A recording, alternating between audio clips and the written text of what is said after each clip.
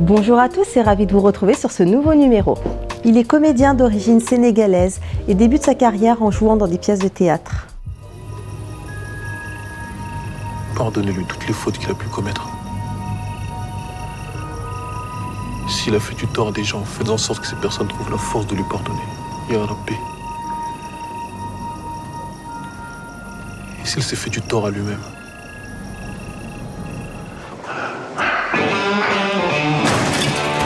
Dis-moi, ça fait combien de temps que tu fais équipe avec Buren? On se connaît depuis que j'ai 15 piges.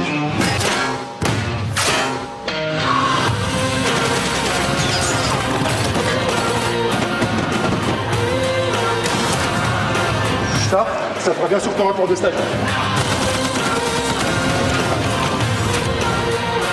Cela lui donne envie d'évoluer dans le domaine du cinéma et de la comédie.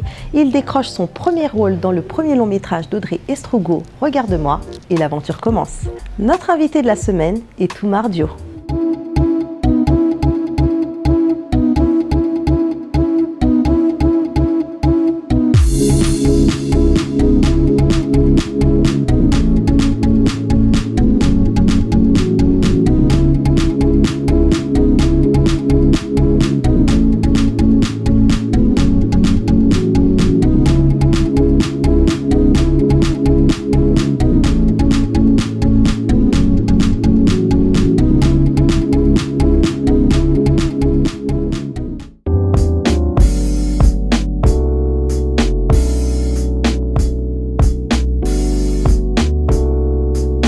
Alors bonjour Omar. Bonjour Nassaf. Merci d'avoir accepté notre invitation. Merci à vous de m'avoir invité, c'est très gentil et dans ce beau lieu en plus. Merci, avec grand plaisir. Alors Omar, tu es comédien, tu es originaire du Sénégal. C'est ça. Tu as étudié l'histoire en fac, Ouais. donc tu as fait un DUG d'histoire. Exactement. Et puis tu décides de te consacrer pleinement à ton premier amour, la comédie. Exactement. Et comment t'es venue cette passion? Eh bien, pour dire vrai, j'ai toujours voulu faire du cinéma depuis tout petit. Et mon premier casting, je l'ai fait à l'âge de 11 ans. Mon père m'avait emmené faire ce premier casting parce qu'en fait, mon père travaillait à l'ambassade du Sénégal. Et c'était un film qui devait se tourner au Sénégal, en France et au Sénégal. Donc, ils sont venus à l'ambassade pour demander si les gens avaient des petits garçons de 11 ans. Et donc, mon père m'a emmené à ce premier casting-là. Et j'étais impressionné parce que je ne savais pas vraiment où j'allais. Mon père m'a pas vraiment expliqué le pourquoi du comment. Voilà. Et donc, je suis arrivé... il y avait des caméras partout, en face d'une dame qui me posait des questions. J'étais vraiment vachement timide à cette époque-là. Donc malheureusement, j'ai pas été pris pour ce film. Et quelques temps après, quand le film a été diffusé, c'était un téléfilm en fait qui a été diffusé à la télé avec Annie Cordy. Oui. Et mon père m'a dit voilà, c'était pour ce film-là que je t'avais emmené. Et à partir de là, je fais waouh, ok. Donc j'avais eu cette opportunité de faire ça et j'ai pas saisi ma chance. Et donc depuis ce moment-là, je me dis je vais me donner tous les moyens pour faire du cinéma. Et justement, comment ça s'est déroulé pour toi au niveau de ton parcours, au niveau de tes débuts dans les cours de théâtre, après dans les stages cinéma? Pour dire la vérité, j'ai jamais fait d'école de cinéma et de théâtre. J'ai jamais pris de cours de théâtre, jamais pris de cours de comédie, etc. Je suis vraiment allé au culot. Grâce à Internet, j'avais vu une annonce qui voulait voir des comédiens de mon profil. Oui. Donc j'ai postulé, j'ai envoyé une photo par la poste. Oui. Pour dire par la poste, parce que je savais même pas comment faire. Donc j'ai envoyé ça par la poste et la personne m'a rappelé pour me dire oui, écoutez, j'aimerais bien vous rencontrer. Donc déjà là, j'étais tout content. Et donc j'arrive au casting. On discute un peu, elle me pose des questions sur ma vie, on parle, on discute. Et de là, elle me dit bon, écoutez, je vous donne un texte et vous l'apprenez, vous revenez dans 2-3 jours, comme ça, vous passez les essais. Et là, je rentre chez moi, j'apprends le texte et tout, je reviens. Et je passe les essais avec une comédienne et ça se passe très bien. Et elle me dit écoutez, je vous prends pour le film. C'est un court métrage. Donc là, j'étais aux anges. Aux anges. Et cette réalisatrice, Audrey Estrugo, exactement. Oui. Donc son film a été, c'était un pilote en fait de son long métrage qui a été vendu un an après. Unscared, qui a été vendu un an après, qui est devenu Regarde-moi. Donc tu as tourné dans des séries comme Femme de loi, Équipe médicale d'urgence. Oui, c'est vrai. Comment ça s'est passé? Femme de loi, c'était ma première expérience à la télé. Et donc là, il faut être au taquet, faut vraiment être juste, quoi. Faut essayer d'être juste dans le jeu, etc. Donc c'est vrai que c'était un exercice différent, mais c'était bien aussi à faire. Oui, ça te permet justement d'avoir une palette plus large. Exactement. Et au théâtre d'ailleurs, où on a encore un autre jeu, où il faut porter un peu plus la voix, où il faut exagérer au niveau de la gestuelle, il faut... Ouais, Est-ce que tu peux nous en dire deux, trois mots? Ma première expérience au théâtral, c'était Amour sur place emporté. Et encore là... On va en parler d'ailleurs. C'est encore autre chose. Donc, oui, et au théâtre, voilà, c'est comme tu dis, il faut projeter la voix parce que tu as 600 personnes qui sont devant toi. Tu as beau avoir un micro, mais il faut quand même pousser pour que les gens puissent... tout le monde entendre, que les gens qui sont au 4e au balcon puissent entendre parfaitement la pièce. Justement, on parlait d'Amour sur place ou à emporter. C'est une pièce de théâtre dans laquelle tu joues avec Sabrina Ouazani. Tu reprends le rôle de Noum Diawara. C'est ça, exactement. Cette pièce a été adaptée d'ailleurs au cinéma par la suite, avec Noum et Amel Chabi. Ouais. Ça fait beaucoup rire. Vous avez mis en scène une vie de couple d'une femme maghrébine, d'origine maghrébine, et d'un jeune homme d'origine africaine. Donc vous deux. Quelles ont été les critiques positives auxquelles vous avez été exposés? Eh bien nous, déjà, pour reprendre, c'est vrai que on appréhendait énormément, Sabrina et moi, de reprendre cette pièce parce que c'est une pièce qui marchait déjà depuis 3 ans depuis 3 ans avec Noum Diawara et Amel Chabi. Donc se dire, bon, de reprendre derrière eux, ça peut être difficile. Mais on a été agréablement bien surpris parce qu'on s'est dit, mais les gens ont adhéré à ce changement, ils ne se sont pas posé beaucoup de questions.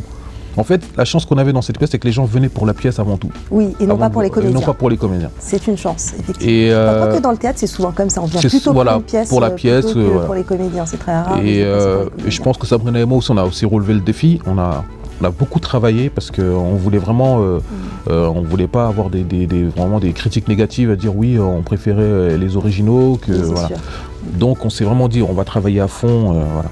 Et on a eu beaucoup de critiques positives par rapport à notre duo, par rapport à notre complicité, par rapport à notre jeu, par rapport parce qu'elle aussi c'était sa première au théâtre.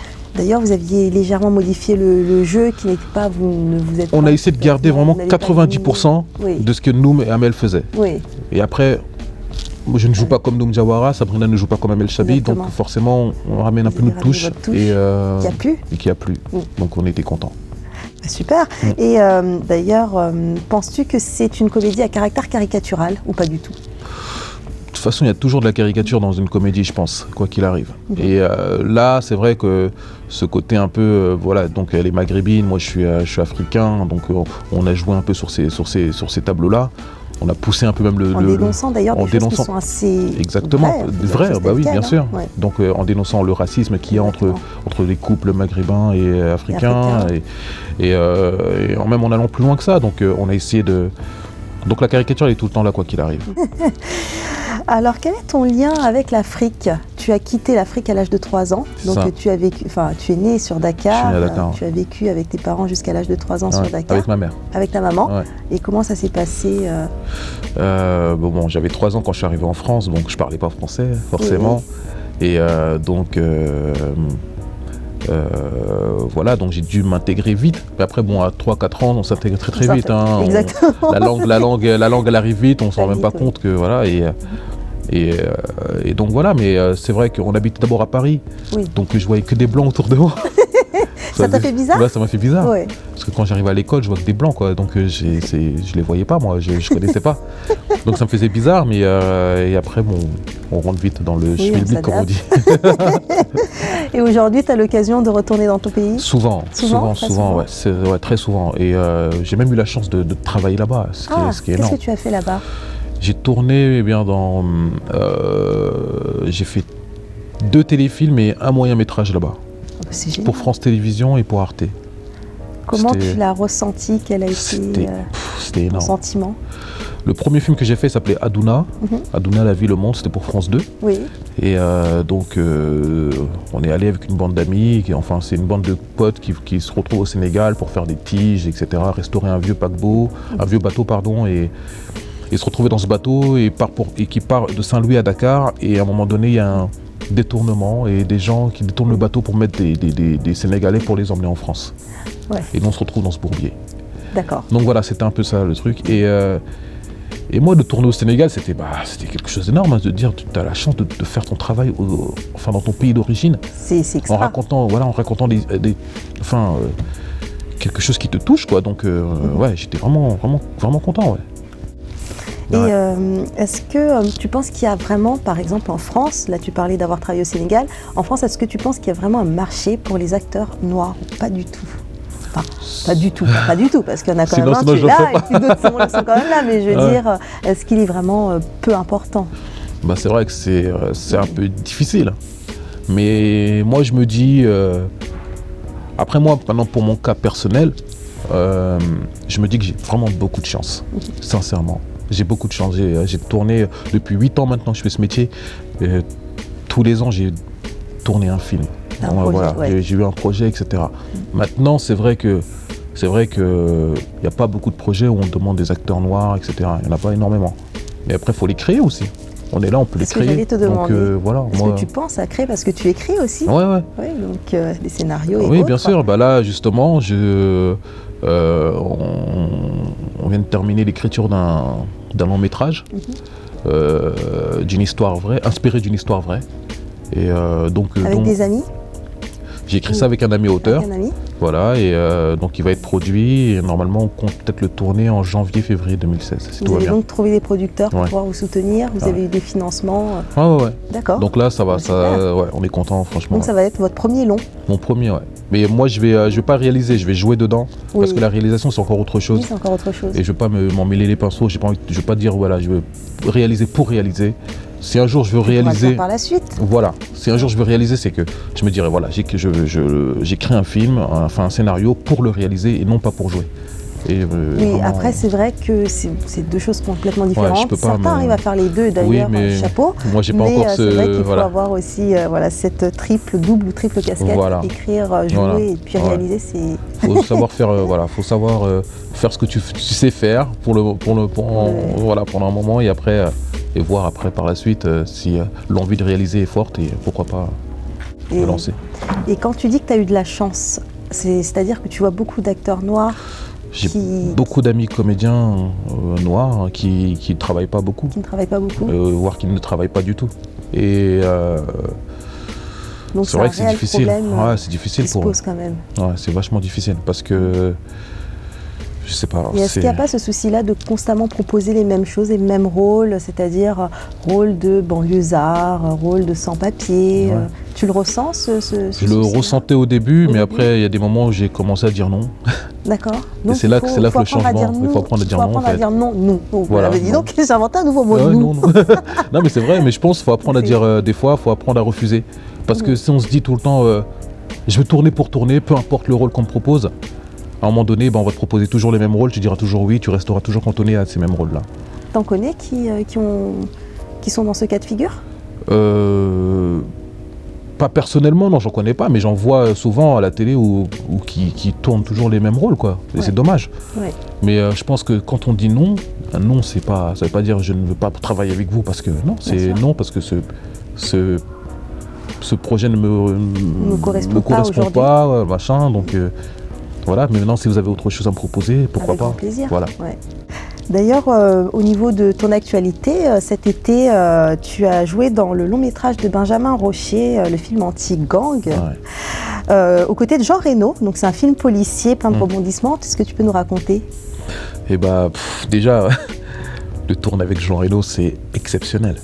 Un grand acteur français international. International, exactement. Et de le voir tous les jours. À un moment donné, je me disais, bon, ok, je me lève, je vais voir Jean Reno, quoi. Je vais jouer avec lui. Et déjà, lui, sincèrement, ça, je le dis parce que j'appréhendais énormément aussi cette rencontre, la première rencontre entre lui et nous, parce que déjà, c'est pas la même génération. Oui. Mais il a été très réceptif et très généreux dans le travail. Et dans la vie de tous les jours aussi, sur le plateau. Moi, personnellement, il me donnait des conseils tout le temps. Tout le temps. Quel type de conseils as-tu reçu?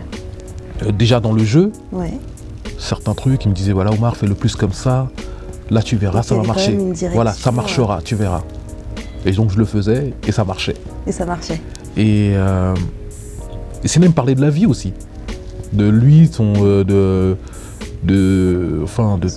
parcours et tout ce que... du cinéma et tout ça, quoi. Il me racontait pas mal de choses et Et donc, ouais, c'est vraiment, moi j'ai beaucoup appris sur ce film. Sur ce film. Ouais. D'ailleurs, d'autres projets à venir? Oui, donc ce que je te disais tout à l'heure, le film que j'ai écrit enfin, que j'ai coécrit, qui sera réalisé normalement, si tout va bien, en janvier-février 2016. Ouais. D'accord. Donc voilà. Et sinon, là aussi, je suis sur une nouvelle pièce. Laquelle? Ça s'appelle 9 mois de bonheur, enfin presque. Ça se joue où, jusqu'à quand? Au théâtre du Gymnase. Jusqu'à quand, je sais pas. Mais jusqu'à très longtemps, j'espère. Voilà. Avec la comédienne Donia Eden. Eh ben, merci beaucoup. Omar. Merci beaucoup, Nassaf. Merci beaucoup de m'avoir invité. Et j'espère du bien. Fini, hein, ah, tu le sais. Ah oui, c'est vrai. Ah oui, attention, attention. Ouais. Donc je suis encore là. Tu es encore là. Bon courage à toi pour la suite. Alors Omar, un petit rituel s'impose en seconde partie d'émission. Tu seras face au miroir et donc face à toi-même. Ton alter ego est celui qui te connaît le mieux, le plus. Il m'a chargé de te poser quelques questions. Alors tu as face à toi Diana, ta femme. Elle a des questions à te poser. Ou alors des comptes à régler. Alors Omar, es-tu plutôt amour sur place ou amour à emporter?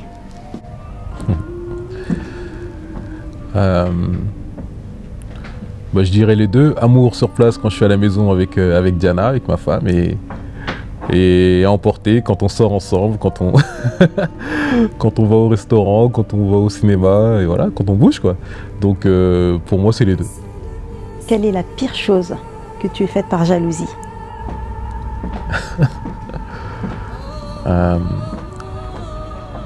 Ce que j'ai fait par jalousie, ça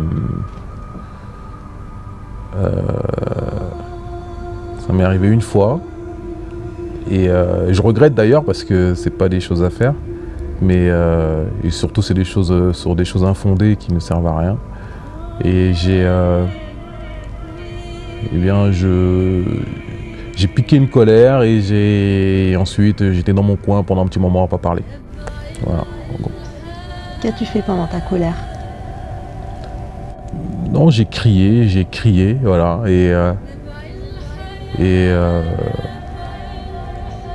voilà, mais sans plus quoi, En fait, c'est que moi, j'ai un seul défaut que j'ai, c'est que je suis pas une personne je m'énerve pas très vite, mais quand je m'énerve fort, mais ça redescend aussitôt. Et il n'y a pas de rancune aussi. Omar, quand as-tu pleuré pour la dernière fois? Quand est-ce que j'ai pleuré pour la dernière fois? J'ai pleuré pour la dernière fois, ça remonte maintenant à bientôt 2 ans. J'étais allé au Sénégal pour le mariage de ma petite sœur qui se mariait avec son homme, et ils avaient décidé donc d'aller au Sénégal pour se marier là-bas. Et toute la famille avait été là-bas, et quelques semaines avant le mariage, il y avait eu ma famille qui est là-bas au Sénégal, il y a eu un accident de voiture un peu très grave. Et donc ils étaient tous blessés, mais vraiment des blessures, voilà, des jambes cassées, des bras, etc. Donc on est arrivé et je suis arrivé, donc il y avait ma cousine qui était avec sa jambe fracturée. Et à un moment donné, on est allé au village, donc 2 jours. Et au retour du village, eh bien, on est arrivé ce jour-là et on nous a dit qu'elle était décédée. Et voilà, et là par contre, j'ai pleuré vraiment toutes les larmes de mon corps parce que mais en même temps, je me disais que, elle est décédée en ayant vu toute la famille. C'est ça qui est fort en tout cas. Ce que j'ai retenu, c'est qu'elle a vu vraiment toute la famille, que de France, etc. Tout le monde était là et elle nous a dit au revoir quoi. Et donc voilà, c'était fort et elle était jeune, 34 ans, et voilà. Donc, Alors Omar, quelle est ta plus grande phobie? Vous savez, il y a Je remonte à maintenant, ça fait peut-être 3 ans. J'étais en voiture et avec un cousin et à un moment donné, j'ai vraiment une douleur très forte à la poitrine. Et une douleur vive, elle est partie aussitôt. Et tout d'un coup, heureusement que je m'apprêtais à me garer et j'ai senti un peu mon corps comme une baisse de tension. C'était très très bizarre parce que c'est la première fois que ça m'arrivait. C'était un genre de malaise vagal en fait. Mais c'est impressionnant parce qu'on a vraiment l'impression qu'on va mourir en fait. Et à partir de là, en fait, ça a déclenché en moi une sorte d'hypocondrie. C'est-à-dire que il suffisait que j'ai une toute petite douleur et que je me concentre là-dessus, et bien tout d'un coup, je sens comme une crise d'angoisse qui venait, qui arrivait. Au début, c'était vraiment, c'était très lourd parce que ça me gâchait un peu la vie. Mais maintenant, j'ai appris à les gérer, on va dire. Donc Oumar, un peu hypocondriaque. As-tu une autre anecdote à nous raconter très rigolote?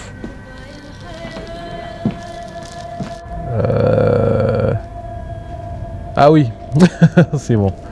Donc oui, par rapport à l'hypocondrie. Mais bon, c'était pas vraiment l'hypocondrie là, c'était...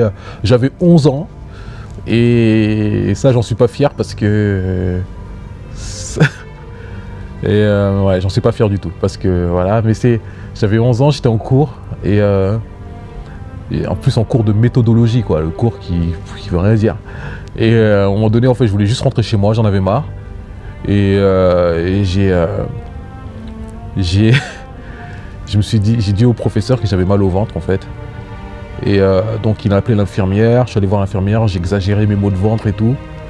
Et donc l'infirmière a appelé mes parents m'ont emmené ensuite chez le médecin et je pouvais plus faire machine en arrière quoi.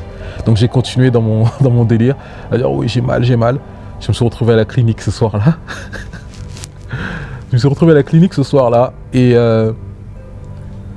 Et le lendemain on m'a opéré de l'appendicite. Oh mon Dieu. On m'a opéré de l'appendicite alors que je n'avais rien. Et voilà. C'est que l'appendicite on peut l'enlever quoi qu'il arrive, comme peu importe que tu l'aies. Et donc on m'a opéré de ça et voilà, ça je l'ai raconté. Mes parents ne le savent pas, hein, mais maintenant ils vont savoir. Je leur ai jamais dit, mais là ils vont savoir.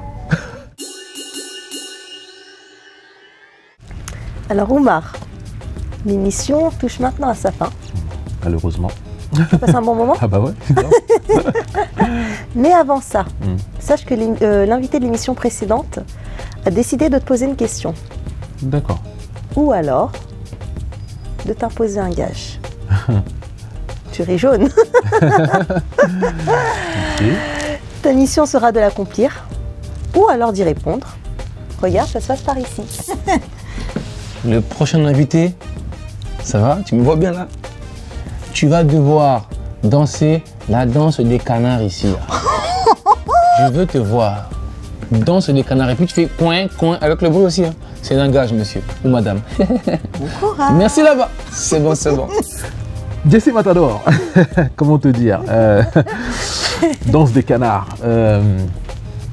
Avec le coin, coin, coin, attention. Ah ouais, donc il faut vraiment que je le fasse. Il faut faire la danse des canards et le coin, coin, bon, coin. je le fais. Je vais le faire. Oh là là là là. Je connais même pas les paroles de ce truc, c'est la danse des canards. C'est la danse des canards, c'est la danse des canards. Coin, coin, coin, coin, coin. Qui s'amuse au fond de la mare, non? C'est ça? Est-ce que quelqu'un connaît ici Je le fais une fois. Je le fais une fois. Hein. Vous êtes prêts? Ok. Donc, c'est la danse des canards qui s'amusent au fond de la mare et qui n'arrivent je sais pas quoi, qui font coin, coin, coin, coin. Voilà, c'est fini. Terminé. Mon Dieu. Tu remercieras ton ami Jessie. Merci beaucoup, Jessie. Hein, pour le gage. Merci pour ce gage. Merci beaucoup. D'ailleurs, est-ce que tu aimes rire? Ah oui. Eh bien, écoute, je vais te proposer de regarder un épisode avec nous dans tout cas. En tout cas. Voilà. Merci beaucoup. Merci à toi. Je t'embrasse. Bisous. Et à très bientôt. À très Ciao. bientôt.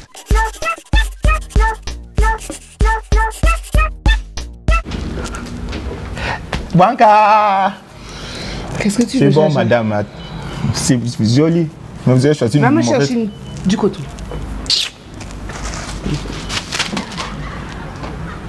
Madame, vous savez... Déjà, tu es en pause. Tu viens embêter les gens qui travaillent. Je suis pas en pause. Prends, mais tu as Voilà, choisi une monsieur, mauvaise s'il te couleur. plaît. Merci. Bois de verre. Bois de verre. Le gel pour les mains. Hé, Bouanka, ne profite pas de ma bonacité pour me ratiboiser mes barbes. Hein. Mademoiselle, un jour il faut que je vous drague. Hein. Un comédien en plein devenir à suivre prochainement sur vos écrans et au théâtre. L'émission continue sur nos réseaux sociaux. Un grand merci à vous de nous avoir suivis et rendez-vous la semaine prochaine avec un nouvel invité.